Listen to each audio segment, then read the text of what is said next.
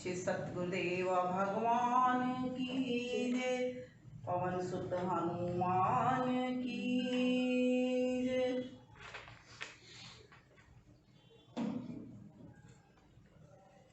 सबसे पहले हम गणपति भगवान की पूजा करेंगे। ओम गजानन भूतगणाधिसेवितं कपित्थजम्बूफलचारुभक्षणं उमासुतं शोकविनाशकारकं नमामि विघ्नेश्वर पादुपंकजं। बोल गणपति भगवान की जय। ओम अज्ञानतिमिरन्धस्य ज्ञानतिमिरशलाकया चक्षुर्मीलितं येन तस्मै श्री गुरुवे नमः। बोले श्री सतगुरुदेव भगवान की जय। अतुलित बलधामं शेरावदेयं दनुवंकृशानं ज्ञानिनामग्रगण्यं सकलगुणनिधानं वानराणां धीशं रघुपतिप्रभक्तं वातजातं नमामि। बोले बाबा संकटमोचन भगवान की जय। राधा रानी सरकार की जय।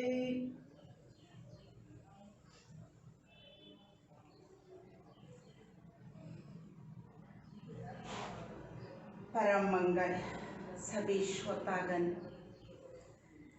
किसी भी ग्रंथ को यदि हम सुनते हैं तो उसके बारे में उनकी पूरी जानकारी हमें होनी चाहिए। कल के कथा प्रसंग में हमने भक्ति, ज्ञान और वैराग्य की कथा सुनी। उसके बाद गोकर्ण और धुंधकारी की कथा सुनी। आज द्वितीय दिवस भक्ति, ज्ञान और वैराग्य के साथ किस प्रकार वृंदावन में भक्ति युवा थी, ज्ञान वैराग्य सुर्ग थे, तब नारद जी का मिलन हुआ। नारद जी बद्रिका आश्रम में सनक सनंदन सनातन संत कुमार से मिले और उन पांचों ने नीचे आकर हरिद्वार के पास कथा प्रारंभ किया। भगवान ने जब दर्श दिया तो भक्तों ने प्यासी नजरों से भगवान की ओर निहारा। कहने लगे, तुम सबने जो भागवत का कथा सुनी, मैं उसका तुम्हें फल देना चाहता हूँ। भक्तों ने कहा, हमें तो केवल एक ही फल चाहिए। इससे पहले भगत बोलते, भगवान कहते हैं, मैं योगियों के हृदय में रहता हूँ, ना मैं वैकुंठ में रहता हूँ।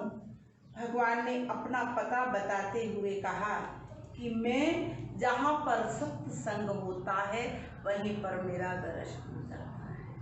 श्रीमद् भागवत का एक एक शब्द मैंने कल भी बताया था, भगवान का स्वरूप होता है। हर शब्द में प्रभु का वास है। हर शब्द प्रभु का दर्श दिखाई देता है।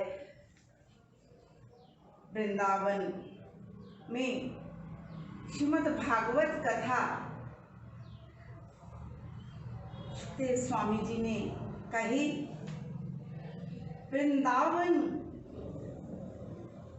वृंदावन को पास भलो, जहाँ पास बही यमुना पटरानी। यमुना यमदूतन तारत है, अवतारत है सीता।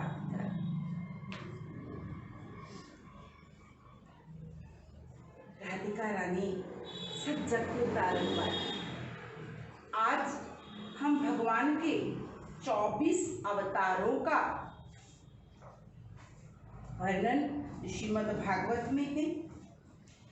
प्रभु का पहला अवतार कुमार सर्ग में सनक सनंदन सनातन एवं सनक कुमार के रूप में हुआ, जिससे उन्होंने सदैव ब्रह्मचर्य व्रत का पालन किया तथा वह सदैव 5 वर्ष की अवस्था धारण किए रहते, जो सनक सनंदन सनातन सनत कुमार की, ये भी भगवान का स्वरूप थी।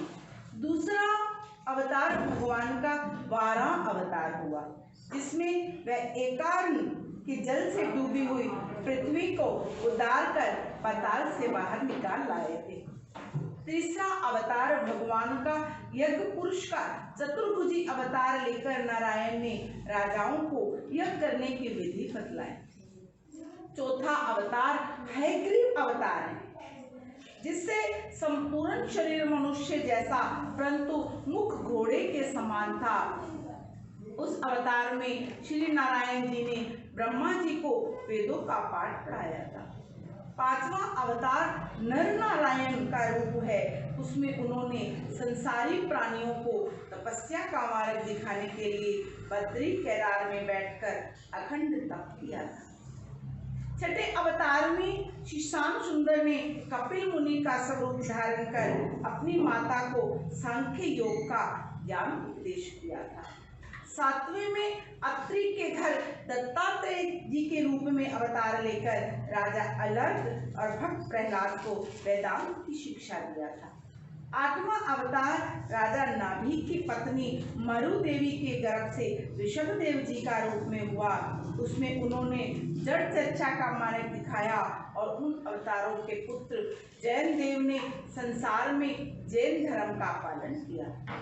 भगवान का नवम अवतार वेणु का शरीर मंथन करने पर पृथु के रूप में हुआ, जिससे उन्होंने गो रूपी पृथ्वी को धोकर उसमें छिपी हुई अन्न आदि औषधियों को निकाला। दसवां अवतार मत्स्य अवतार लेकर परम प्रभु ने राजा सत्यव्रत को सप्त ऋषियों सहित नौका पर बिठाकर ज्ञान उपदेश किया तथा उसे अपनी माया का चमत्कार दिखलाया। 11वां अवतार कच्छप अवतार में श्री नारायण जी ने समुद्र मंथन के समय अपनी पीठ पर मंदराचल पर्वत को धारण किया। 12वां अवतार धन्वंतरी अवतार है। श्री भगवान अमृत का कलश हाथ में लिए समुद्र से अवतरण तथा चिकित्सा शास्त्र का निर्माण किया। 13वां अवतार मोहिनी अवतार लेकर दैत्यों को अपने सुंदरता पर मोहित कर उनमें से अमृत का कलश प्राप्त कर लेने के लिए हुआ। उस अवतार में श्री नारायण जी ने देवताओं को अमृत पिलाया। 14वां अवतार नरसिंह का हुआ। उसमें हिरण्यकशिपु दैत्य का संहार कर अपने भक्त प्रहलाद की रक्षा की। 15वां वामन अवतार राजा बलि से 3 पग पृथ्वी दान में लिया। मांगते समय छोटा सा बालक बन गए, इसलिए परम प्रभु ने उस दान को मांगते समय अपना स्वरूप छोटा बनाया। 16वां अवतार हंस अवतार में सनत कुमार आदि को ज्ञान उपदेश कर उनका गर्व नष्ट किया। 17वां अवतार नारद अवतार धारण कर पंचात्रात्र वेद का निर्माण किया, जिसमें वैष्णव धर्म का संपूर्ण वर्णन आता है। 18वां हरि का अवतार लेकर गजेंद्र को ग्राहक के फंद से छुड़ाया था। 19वां अवतार परशुराम अवतार, जिसमें 21 बार क्षत्रिय राजाओं का संहार कर संपूर्ण भूमि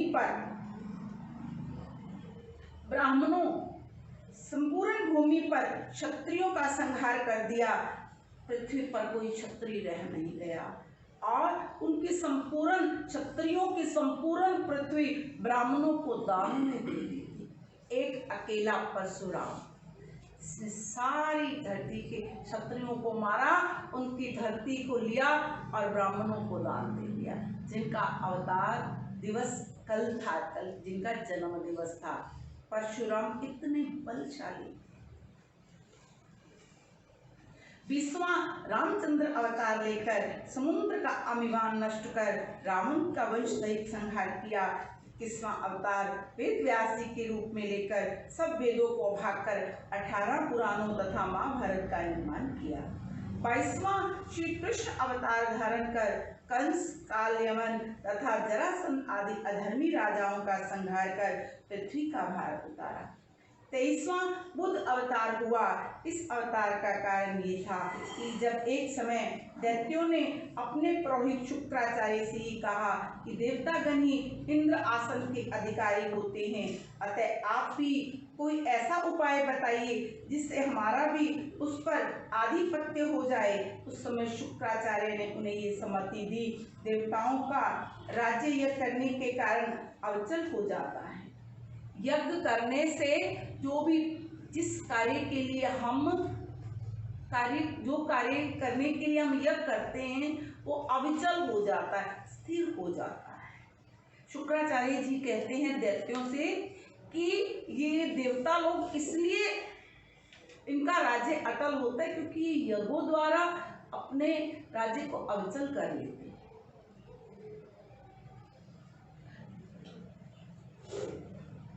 शुक्राचार्य की आज्ञा मानकर समस्त देवताओं ने समस्त दैत्यों ने देवलोक का राज्य प्राप्त करने की इच्छा से यज्ञ करना प्रारंभ कर दिया। उस समय समस्त देवतागण भयभीत होकर श्री नारायण के पास गए और बहुत प्रकार से स्तुति करने के उपरांत हाथ जोड़कर हो जाएगी, उस तिथि में हम उन्हें किसी प्रकार भी नहीं जीत सकते, अतः आप कोई ऐसा उपाय बताइए जिससे हम लोगों का ये भय नष्ट हो जाए। देवताओं की इस प्रार्थना को सुनकर आदि कर रहे थे। बुद्ध रूपी भगवान को देखते ही दैत्यों ने उनका बहुत सम्मान किया। तत्पश्चात उनसे पूछा, आपके हाथ में ये कौन सी वस्तु है? बुद्ध रूपी भगवान ने कहा, ये चवर है। मनुष्य जिस स्थान पर बैठता है वहाँ उसके नीचे अनेक छोटे छोटे कीटाणु दबकर मर जाते हैं, इसलिए प्रत्येक स्थान को झाड़ लेने के बाद बैठना चाहिए। जहाँ हम बैठे हैं कोई कीड़ियाँ तो नहीं है नीचे, हमारे बैठने से वो कीड़ियाँ मर तो नहीं जाएंगी। जो बुद्ध धर्म को मानते हैं चवर हाथ में लेते हैं, धरती को साफ करती रहे। वहाँ उसके नीचे अनेक छोटे छोटे कीटाणु दबकर मर जाते हैं, इसलिए प्रत्येक स्थान को झाड़ लेने के बाद मैं बैठता हूँ। इस कारण हम हाथ में चवर लिए फिरते हैं, ताकि यदि कहीं बैठे तो बैठने से पहले उस स्थान को झाड़ लेवें। ये सुनकर दैत्यों ने उनसे दूसरा प्रश्न किया, आपके कपड़े मैले क्यों हैं? बुद्ध भगवान ने उत्तर दिया, कपड़े धोने से भी उन बहुत से जीवों की हत्या हो जाती है जो कि कपड़ों में रह जाते हैं, इसलिए हमने कपड़े ना धोने का व्रत नहीं रखा है। नारायण जी की इस बात को सुनकर दैत्य मोह को प्राप्त हो गए। उनका मन यज्ञ से फिर गया। उन्होंने परस्पर विचार किया, यज्ञ करने से तो कई सारे जीवों की हिंसा हो जाएगी। मन बदलने के लिए दैत्यों का मन में बदलाव आ जाए, तब उन्होंने परस्पर विचार किया, यज्ञ करने से तो अनेक जीवों की हिंसा होगी, उस स्थिति में यज्ञ निष्फल हो जाएगा, हमें अधिक पाप भी लगेगा, इसलिए यज्ञ नहीं करना चाहिए। ये निश्चय कर दैत्यों ने यज्ञ करना बंद कर दिया। उसका परिणाम ये हुआ कि उनके धर्म का बल और नष्ट हो गया, क्योंकि संकल्प लिया और पूर्ण नहीं किया। देवतागण अधिक शक्तिशाली हो गए।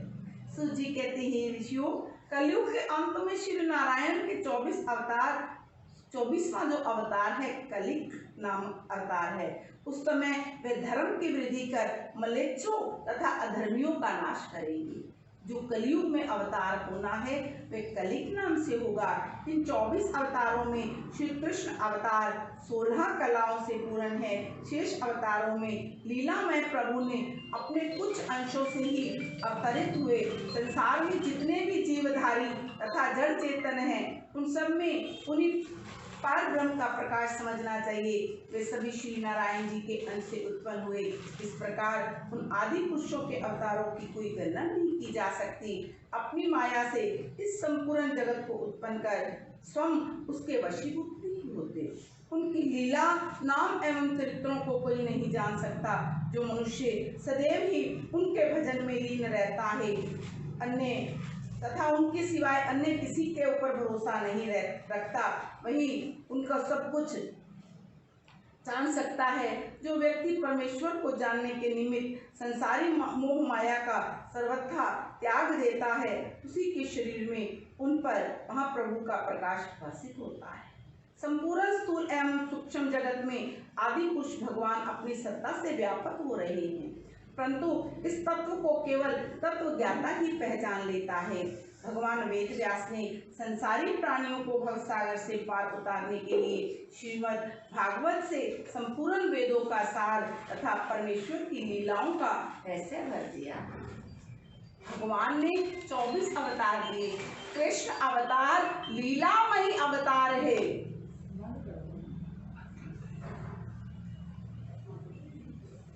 भगवान ने ये लीला किया। यदि कृष्ण अवतार ना होता, वैसे अवतारों की तरह भगवान कंस को मार सकते थे। अवतार लिया, उन्होंने लीला किया जिसे आज हम पढ़कर भवसागर पार उतर सकते हैं। श्रीमद् भागवत की रचना हुई, भगवान कृष्ण ने जन्म लिया,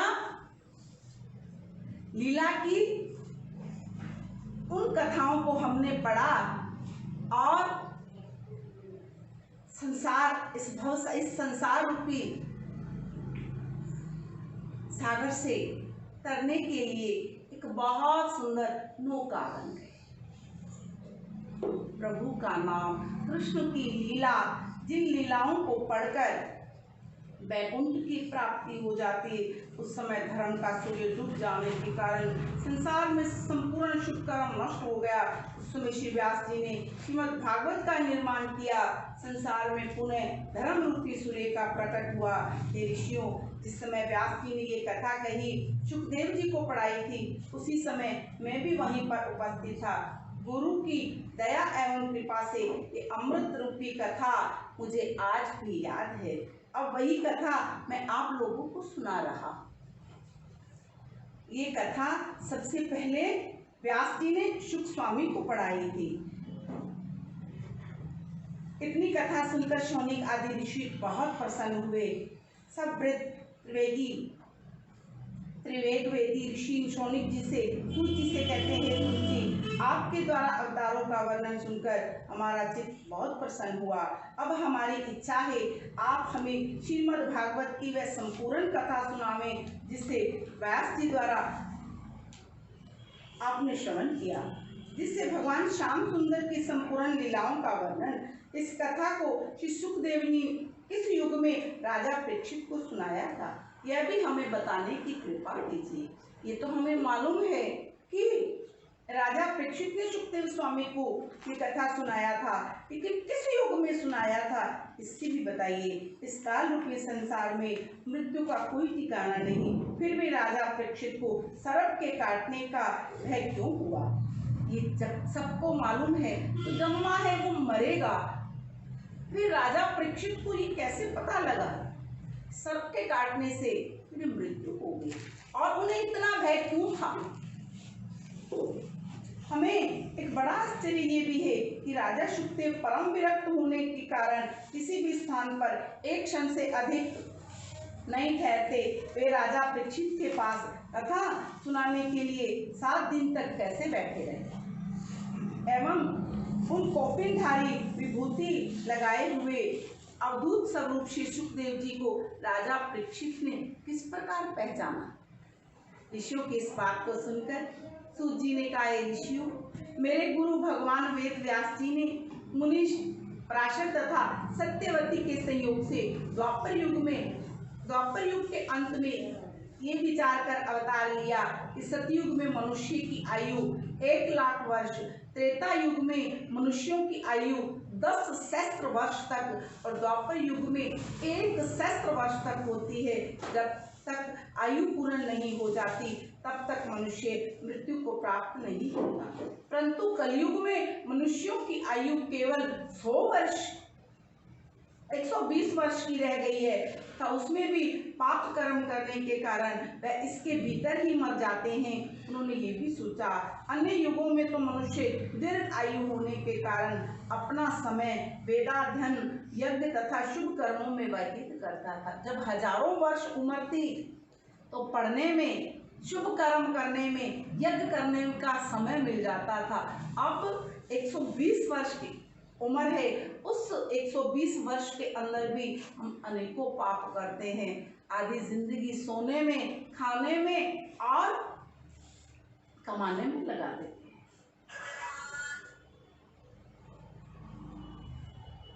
उसके पास इतना धन भी नहीं होता। कलयुग में मनुष्यों के पास इतना धन नहीं कि वो बहुत से अश्वमेध यज्ञ कर लेवें, वे यज्ञदान आदि करके संसार सागर पार कर ले। इस कलयुग के जीव संसारी सुख में डूबकर स्त्री एवं धन आदि के मोह से मोहित हैं, मोक्ष पद प्राप्त नहीं कर सकते। अतः केवल हरि भजन द्वारा ही उनका उद्धार होना संभव है। वेद व्यास जी ने भक्ति को संदेश देने के निमित्त ही अवतार लिया था। एक दिन वेद व्यास जी सरस्वती नदी के तीर पर पहुंचकर स्नान आदि ईश्वर आराधना के पश्चात अपने मन में इस प्रकार विचार करने लगे, कलयुग के प्राणी कैसे मूढ़ है जो सत्संग द्वारा ईश्वर को पहचानने का प्रयत्न भी नहीं करते। किसने विचार किया ये? कलयुग के प्राणियों का कैसा मूड है, सत्संग द्वारा ईश्वर को पहचानने का भी प्रयत्न नहीं करते, यानी सत्संग में आने के बाद भी हम उनकी और अपना मन नहीं लगाते, प्रयत्न नहीं करते, संसारिक तृष्णाओं को किस तरह छोड़ नहीं पाते। वेद व्यास जी विचार कर रहे हैं और कहते हैं भला इनका उद्धार कैसे, जो सत्संग में आने के बाद भी सत्संग का नहीं हुआ। ये विचार कर मेरे गुरु ने वेद के ऋग यजुः साम और अर्थ ये 4 भाग कर दिए। ऐसे उन्होंने इसलिए किया, अल्प आयु होने के कारण कलयुग के मनुष्य यदि संपूर्ण वेदों को ना पढ़ सके तो किसी एक भाग को तो भली भांति पढ़ सकेंगे। 4 वेदों को पढ़ना बहुत कठिन है। वेद व्यास जी ने कलयुग के लोगों के लिए एक 4 वेदों का एक सार निकाला और एक ग्रंथ की रचना किया, क्योंकि छोटा है तो इसे पढ़कर संसारी जीव भवसागर पार उतर जाएंगे। व्यास जी ने 4 वेदों का विभाजन किया। ये ध्यान आया, शूद्र तथा स्त्री को तो वेद पढ़ने का अधिकार ही नहीं। इस विचार के आने पर उन्होंने 4 वेदों का सार निकालकर महाभारत तथा 17 पुराणों की रचना की। ऐसा इसलिए किया गया ताकि इन्हें पढ़कर सुनकर सभी छोटे बड़े मनुष्य भवसागर से पार उतर सके। एक वेद का पाठ करने वाले पैल ऋषि, साम वेद का पाठ करने वाले जैमिन ऋषि, यजुर्वेद का पाठ करने वाले शापन तथा अर्थवेद का पाठ करने वाले अंगिरा ऋषि हुए। मेरे पिता रोमहर्षण ने महाभारत का पुराण को पढ़ा। इन ऋषिवरों ने अपने शिष्यों को जो वेद पढ़ाए उन वेदों की शाखा समझना चाहिए। महाभारत पुराण में 1 लाख श्लोक हैं। उस सुनने तथा पढ़ने से परम पुण्य की प्राप्ति होती है।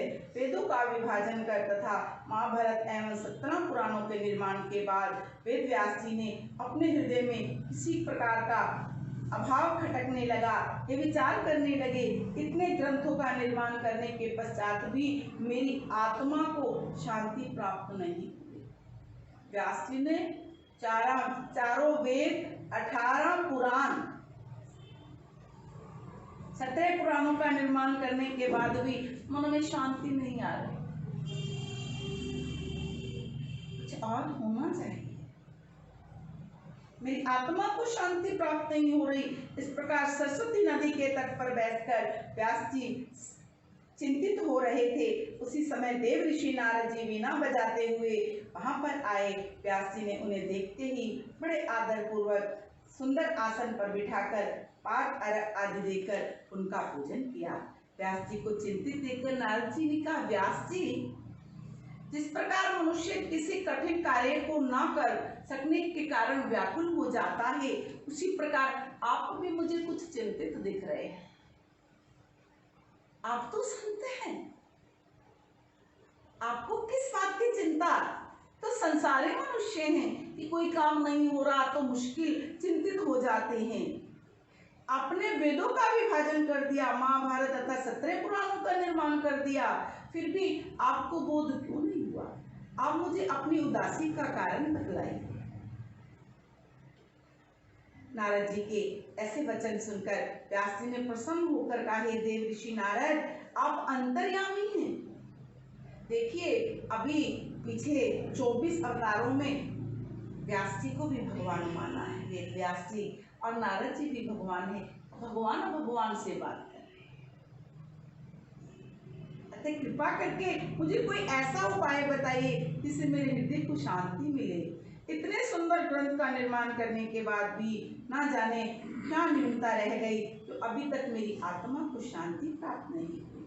नारद जी कहते हैं, व्यास जी, जिस प्रकार अपने महाभारत तथा सत्रह पुराणों में परम प्रभु परमेश्वर का गुणानुवाद का संक्षिप्त वर्णन किया, जब तप तीर्थ दान व्रत नियम युद्ध तथा देवता तथा संसारी मनुष्यों पर विस्तार पूर्वक लिखा, उसी प्रकार आपने श्री नारायण के चरित्र लीला गुण एवं यश का ओतप्रोत कर इसी परम श्रेष्ठ पुराण का निर्माण क्यों नहीं किया। भगवत भक्ति के बिना समस्त शास्त्र पूर्ण है, इससे आपके चित्त को अभी संतोष प्राप्त नहीं हो सकता।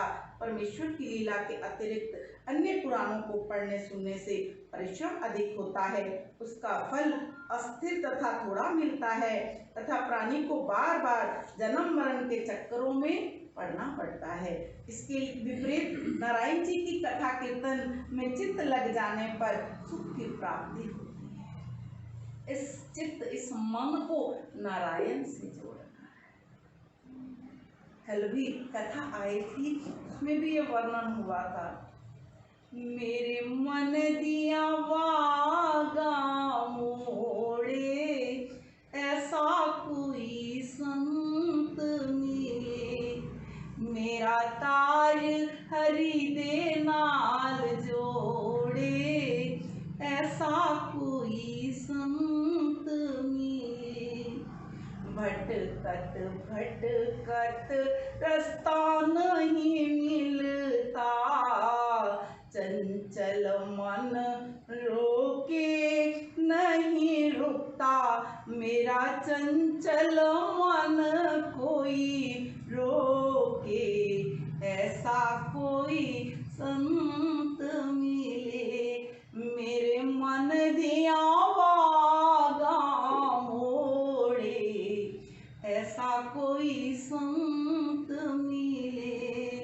एक ही मन के पांचों बैरी, एक ही मन के पांच है बैरी, पांचों काली नागिन गहरी, मेरा मन विषयों से मोड़े, ऐसा कोई संत मिले, मेरा तार प्रभु दे नाल जोड़े, ऐसा कोई संत मिले।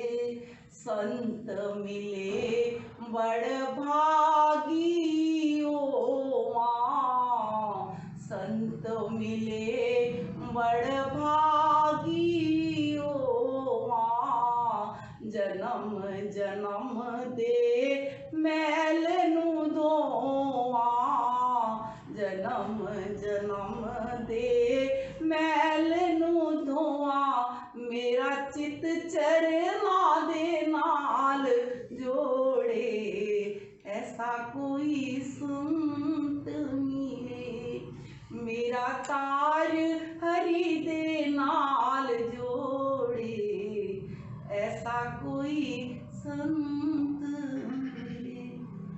जब कोई संत मिल जाता है, संपूर्ण पाप अपने आप नष्ट हो जाते हैं। लेकिन संत तब मिलता है कोई हमारे कई जन्मों के पाप उदय हो, पाप जब जागृत होता तभी संत की प्राप्ति होती है।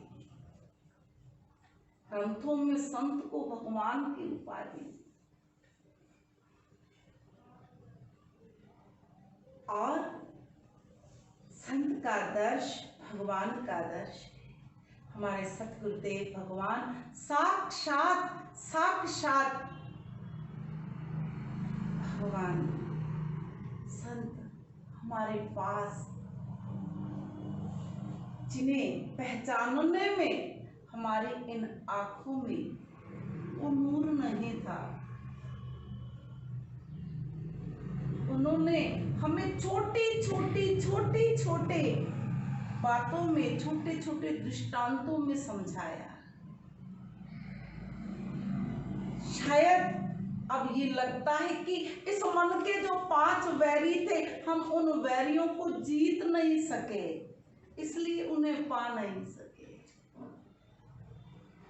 अब भी उन्हीं के आगे प्रार्थना है हे प्रभु, हमारे इन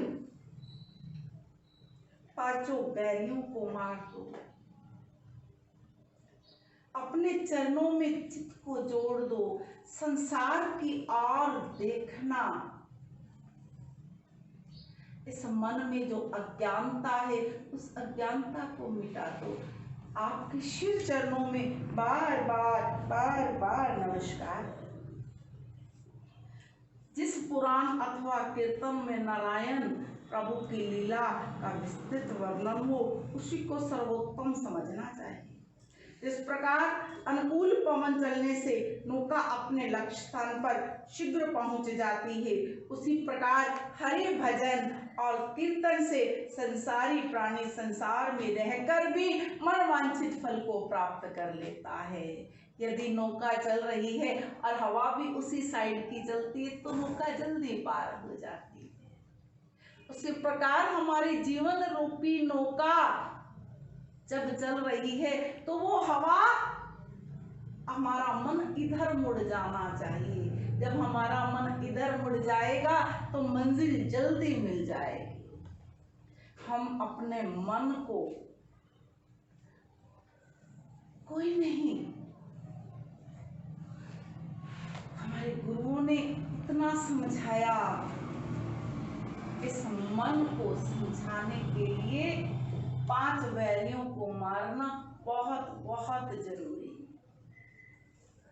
हरि चरणों में ध्यान लगाने जैसा सुख प्राप्त होता है, वैसे सुख की प्राप्ति इंद्र तथा कुबेर आदि देवताओं को नहीं मिलती। मनुष्य को उचित है कि अपने मन में संतोष धारण करे, प्रयोजन रहित श्री परमेश्वर का भजन स्मरण करता रहे। अपने पूर्व जन्म के कर्मों के कारण ही प्राणी का संसार में दुख उठाना पड़ता है। वही दुख हरि भजन करते समय शूली के कांटे के समान हृदय में चुभता रहता है। जो लोग अपने हृदय में श्री हरि चरणों का ध्यान रखते हैं, उन्हें वह कांटा फिर नहीं पहुंचता। ये नहीं है कि भक्तों को दुख नहीं आता, भक्तों को दुख आता है, लेकिन जो संसार में लगे हैं उस दुख को, उस कांटे को हर वक्त उसकी चुभन को महसूस करते हैं। ये नहीं कि भक्त को कष्ट आता है, लेकिन उसमें वो अपने प्रभु की इच्छा समझता है और विचारता है, प्रभु ये कोई मेरा ही कर्म होगा तो मुझे दुख दे रहा है, मुझे इतनी हिम्मत देना, मुझे इतनी शक्ति देना इस दुख को सहने। वही कर सकता है जो उनके चरणों से लगा है, जिन्हें उनका सहारा है, जिसको उनकी लो लगी है, वो उस दुख को कांटे के समान समझता है। आया है, कांटा चुभा है, अपने आप निकाल देगा। अपने शुभ कर्मों द्वारा प्राप्त फल से कुछ दिनों तक सुख भोगने के उपरांत फिर इस संसार में दोबारा भक्त जन्म नहीं लेता। नारद जी कहते हैं, आपने वेद तथा पुराणों में कुछ ऐसी बातें लिखी जिसे संसारी मूर्ख प्राणी अपनी दृष्टि में कुछ और समझते हैं। जैसे आपने पितरों का श्राद्ध मांस से करने के लिए नहीं लिखा, उसके आधार पर मांसाहारी लोग आपके वचनों को प्रमाण मानकर मांस भक्षण करना भी आरंभ कर देते हैं। वे ये स्वीकार नहीं करेंगे कि आपका अभिप्राय मांस से केवल यज्ञ तथा श्राद्ध करने का ही है। साधु तथा तपस्वी जन जो हंस के समान परमेश्वर के भक्त रहकर हरि भजन, हरि कीर्तन तथा सिमरन के अतिरिक्त अन्य बातों को नहीं चाहते, उन्हें आपकी ऐसी बातें अच्छी नहीं लगती। हंस मानसरोवर के किनारे में रहकर मोती के दाने चुगता है, कौवा अशुद्ध स्थान पर बैठकर पिष्टा आदि अशुद्ध वस्तुएं खा लेता है। जन्म तो बराबर मिला है, कौवे को भी और हंस को भी। हंस केवल मोती चुगता है और कौवा ऐसे ही संसारी जीव हैं जो भगवान के मार्ग पे लगे हैं। वो केवल अच्छाई देखते हैं, दूसरों में बुराई नहीं देखते। और जो संसार में लगे हैं वो केवल दूसरे की बुराई देखते हैं। ये सब तब हो सकता है जब भी समय मिले बैठकर नाम संकीर्तन करना चाहिए। राधे राधे को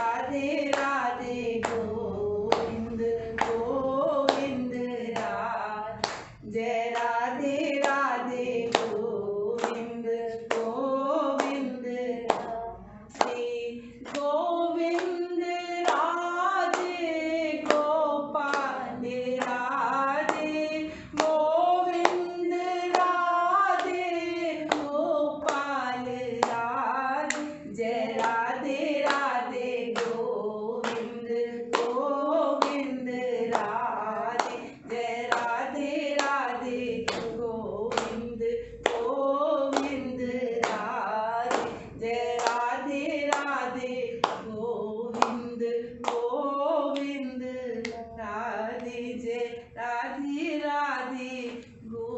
हंस की भांति मोती चुगना चाहिए, राम नाम के मोती चुगने।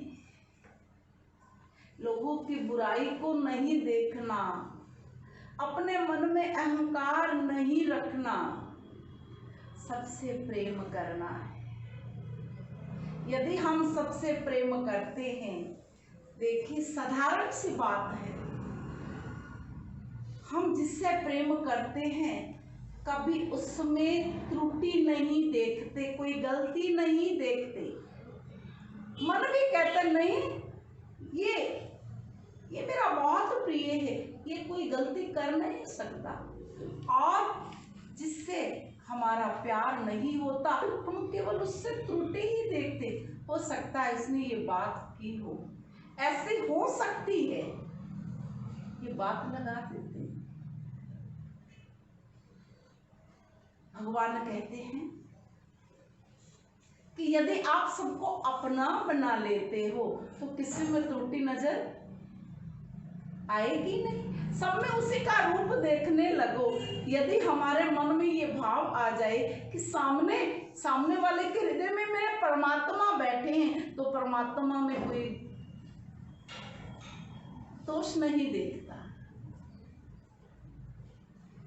दोष तो हम उनसे देखते जिनसे हमारा प्यार नहीं। यदि सामने वाले के हृदय में परमात्मा है तो उसमें कोई दोष है ही नहीं। ऐसा भाव होना चाहिए। बोले श्री सतगुरुदेवा भगवान की जय।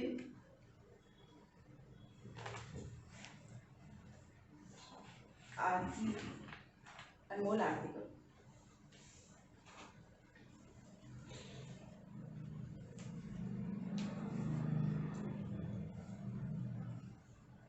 श्री भागवत भगवान की है आरती, पापियों को पाप से है तारती। श्री भागवत भगवान की है आरती, पापियों को पाप से है तारती। ये अमर ग्रंथ, ये मुक्ति पंथ, ये पंचम वेद निराला, नव ज्योत जगाने वाला।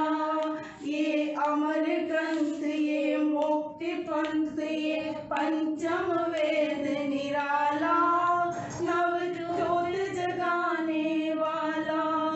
हरि नाम यही, हरि नाम यही, हरि नाम यही, हरि धाम यही, हरि जग मंगल की आरती।